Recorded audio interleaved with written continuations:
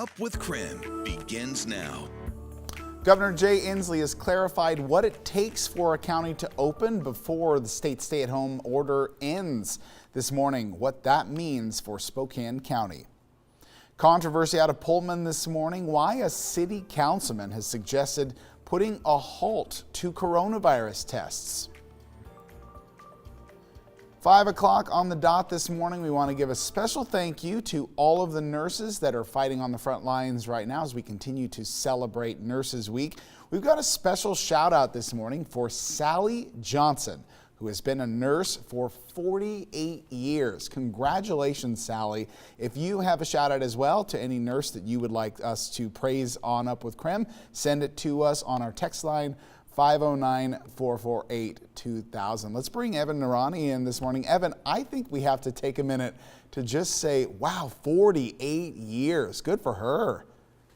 That's a long time to be doing that. I mean, I don't think I could do it for one day. So I appreciate all of the nurses and the doctors that are helping out. Oh yeah, we don't see careers that last that long in any one thing anymore. I mean, you know, everyone changes jobs so frequently now, but she's been dedicated to serving others for 48 years. Wow, almost a half a century. Isn't that crazy? That's much longer than either of us have been alive. Yeah, way longer. Wow, congratulations, Sally. We love these stories. We want to see more stories coming in all day long, all week long, and thank you to all of the nurses out there. We're going to check in with Evan in just a little bit, but we do want to update you also this morning on 3 things you need to know on your Thursday. More than 60% of coronavirus deaths in Washington have now been linked to long-term care facilities. According to the state's COVID-19 response team, as of May 2nd, there have been 507 deaths tied to similar facilities across the state. Now, last week, the state reports that there were over 2,800 positive cases associated with similar care facilities, and the nation's first deadly cluster of COVID-19 cases actually came out of the Life Care Center in Kirkland. Excuse me. That's where more than 40 people have died since late February. 2 more residents at the Spokane Veterans Center have died from the coronavirus, bringing the total up to 5 as of this morning. 45 residents and 23 staff members have also tested positive for the virus, and so far 34 veterans have been transferred to the VA Medical Center in Spokane to receive care from the specialized COVID-19 unit. However, VA officials do tell us one resident has asked to stay back at the Spokane Veterans Home. That resident will stay in an isolated room with minimal exposure to others. We have learned that refunds will not be given for this summer's postponed Coeur d'Alene Ironman event. The popular triathlon, originally set for June 28th, has now been rescheduled to September 6th. And in an email to athletes, the company behind the event said they do not offer refunds, but they say registrations would be good for the future date.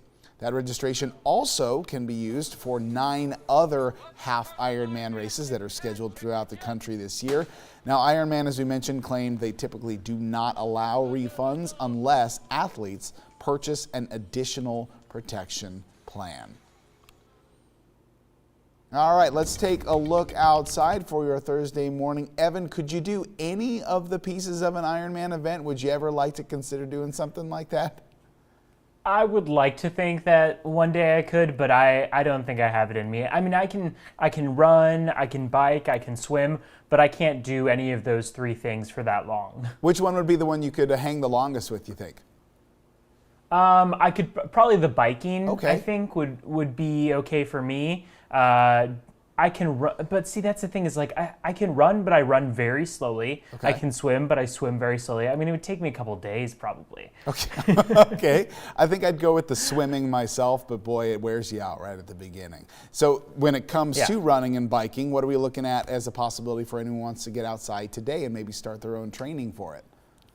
Well, it looks like today will be a good day to do so. Yesterday, we saw that cold front come through and bring plenty of rain, wind, snow up toward the mountaintops. Today, we see those skies drying out quite a bit and improvements being made for sure. That cold front off to the east of us is just slowly exiting out of the region, but we are seeing just a few light showers off toward western Montana. So if you're in about the Missoula area or even just outside of Libby, we're still seeing some of those light rain and snow showers up toward the higher elevations. But for Washington and for Idaho, dry skies to start off the day. The cold front did come through and knock those temperatures down quite a bit. So we're 20 degrees colder right now than 24 hours ago in Pullman, 18 degrees colder in Spokane, and 14 degrees colder in Sandpoint. So that cold front really did some damage, but we are going to see afternoon highs make their way to the mid 60s for the most part. So today's going to be a partly cloudy day. Tomorrow, a mostly sunny day. Temperatures are going to warm up as we head through the week and into the weekend. So eventually by Saturday, we're talking mid 70 degree temperatures back in the forecast and dry skies. As we head into early next week, we'll run into another round of precipitation. So we'll talk about what that looks like. We'll take a look at the 7-day forecast and also walk through just how much rain came our way yesterday thanks to that cold front. Details are coming up in just a bit, Joshua. Thank you very much, Evan. We'll see you back here in just a few minutes at 5:05 now on your Thursday morning. Washington Governor Jay Inslee has clarified Spokane could reopen sooner than other Washington counties. Inslee says the counties with less than 75,000 people are included in his initial reopening criteria. That criteria states that in order for a county to reopen, they have to go 3 weeks without new confirmed coronavirus cases. 10 counties meet this criteria right now, with others soon to meet it, including Whitman County, which is home to Pullman. But Inslee's office did clarify there is a variance for other counties, which might be too big to meet other criteria on a per capita basis. Dr. Bob Lutz says he's working on what would be a reasonable number to aim for in Spokane. What we are looking at, however, is maybe the total number of cases and, again, trying to identify what would be reasonable for a county of our size. And following Governor Inslee's clarification announcement, Spokane Mayor Nadine Woodward released her own statement saying she appreciates the clarity from his office on that criteria. She says additional guidance and considerations for larger counties is appreciated and welcomed. She also says she remains focused on working with the governor on that plan over the next few weeks. There is controversy this morning out of Pullman after a bizarre idea that's been floated by a council member at a recent city meeting. In response to Governor Inslee's announcement about how small counties could begin lifting restrictions, Council member Al Sorensen responded saying, maybe we should just stop testing so the case numbers would go down. Our political reporter Casey Decker has more. My initial reaction was I was in kind of a little bit of shock to hear that from another, elected official. Pullman City Council members stunned on Tuesday when one member suggested doing the very opposite of what public health experts universally say is desperately needed: testing. Right at the moment, if we have one new case reported tomorrow, we go back to day one. And honestly, in my opinion, this 3-week waiting period of no new cases makes me think that maybe we shouldn't get tested. The suggestion didn't sit well with fellow council members, including Dan Records, who rebutted the idea in the meeting and later spoke with KREM. I think he was kind of half joking. So to be fair, I think there's some context there that might be missed in the headlines. But I think it was only half joking. So my concern there is that I don't think we've been doing enough testing. He said Pullman has already struggled to get adequate testing, and as a result, the virus may actually be worse in Whitman County than the 16 cases confirmed so far. At the start of testing, we didn't have enough test kits to be able to do enough testing from the beginning. So there was a lot of people that got turned away that actually had symptoms of COVID at the time.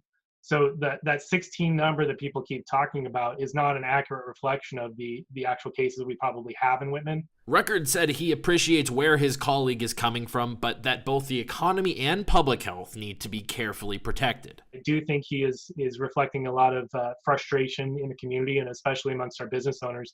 And I really think that this isn't a situation where it's an either or. We certainly shouldn't be advocating for people to not test just so that we can get businesses to open up faster. We need to be looking at both of those things and not picking sides and saying we're going to ignore one in favor of the other. Pullman Mayor Glenn Johnson declined an interview but said he was appreciative that Records spoke up at the council meeting. Sorensen himself didn't wish to be interviewed. Casey Decker, KREM 2 News. Thank you, Casey. 5:09 on your Thursday morning. And for about 2 months now, we have been answering your most asked questions during the coronavirus pandemic. Now, by far, we have received the most messages about stimulus check problems. So today, we're going to take a closer look at some of your most asked questions. First up, where is my payment? Many of us still have not gotten our stimulus checks, and we are not alone. The government can't make all of the payments at once, so the checks are being released in phases. Just last week, the federal government started giving out checks to Social Security beneficiaries, railroad retirees, and veterans, and payments will continue throughout the month. Now, if you aren't required to file tax returns, IRS.gov has a portal up now for you to fill out your basic information. Without that information, the government might not have enough to send you your check. Now, let's say you aren't signed up for direct deposit. You will be mailed a check. This process will take several months due to limitations on how quickly the government can distribute checks. And if you haven't started the process of getting it, you can also visit IRS.gov to see if you're eligible. But for the most part, U.S. citizens with Social Security number who make up to $75,000 will get a payment. If this is you, look for the Get My Payment tab on IRS.gov. Let's look at the next question. It's on your screen right now. Why won't the Get My Payment tool work for me? The IRS stimulus check portal is reportedly still experiencing a few glitches. Some taxpayers say they can't get past the first step. So we do recommend you spell out everything using no punctuation. That includes words in your address like street or avenue. Some of you have even told us that you're having success by putting your address in all caps. And if these ideas fail, try using your 2018 tax return data instead. So why are some of us getting error messages on that Get My Payment tool? This message pops up if the IRS cannot determine your eligibility. That could be because if you didn't file your 2018 or 19 tax return. It could also be because if your information has not been fully processed yet. The site could also simply just not have your information available to you, but they do recommend that you keep checking. The IRS is working on updates to their website with new information every day. We've got plenty more information online about these stimulus checks. All you have to do is text the word check to 509-448-2000. We've got plenty of information and answers to some of your most popularly asked questions. All right, 5:12 this morning. Let's take a look at what's trending. Walla Walla County is backtracking on its statements that people were intentionally trying to catch the coronavirus by holding, quote, coronavirus parties. We first brought you this story yesterday on Up with KREM, but in a new statement released last night, a spokesperson for the county health department tells KREM to, quote, after receiving further information, we have discovered that there were not intentional COVID parties, just innocent endeavors. County health officials had previously said that they knew of multiple instances of people hosting these parties, thinking that they would be infected with the disease and then develop herd immunity. Now, the story continues to gain some national attention as it's being picked up by publications like the New York Times, the Washington Post, and the Associated Press. Yeah, as we mentioned, though, Walla Walla County now backtracking on these statements, including a new full statement that they've announced they plan to release later today. This is a developing story. We will continue to bring you any of the most updated information here on Up with KREM. You can also visit KREM.com or check out the KREM 2 mobile app.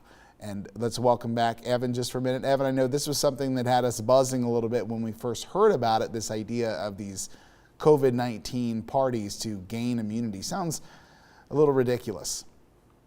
Yeah, I mean, absolutely irresponsible. So I guess it's a good thing that they're saying maybe this was all just a case of coincidence. I'd be curious to see the information on that and how, the initial report came to be and how the retraction came to be. But hey, I mean, all in all, it's probably a better thing if these weren't actually happening. And I'm interested to see what Walla Walla County health officials have to say in their full statement later today. It'll be interesting to see sort of how this turns in. But I also think it's important to note this is gaining national attention for a reason. You know what I mean? Yeah, I mean, hey, I think around the country people are a little bit surprised at this kind of idea. We've talked about chicken pox parties, back in the day with herd immunity.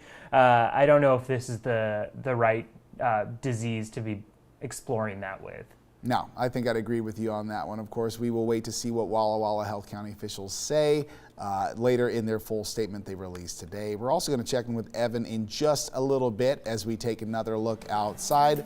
I got to tell you, I love seeing the sunrise during the 5 o'clock hour, and there's more sunshine on the way today. Evan's back to tell us what else we can expect on our Thursday. And from local protests to federal lawsuits, more people continue calling state stay-at-home orders unconstitutional. Is it true? Is it accurate? Coming up in our next half hour, we've got responses this morning from local professors of constitutional law. This week is also Teacher Appreciation Week. We want to say thank you to our amazing teachers. Send us your special shout outs and we'll send them to, we'll bring them up on our show. Text it to 509-448-2000 and we could include them on Up with KREM. We'll see you back in just a few minutes.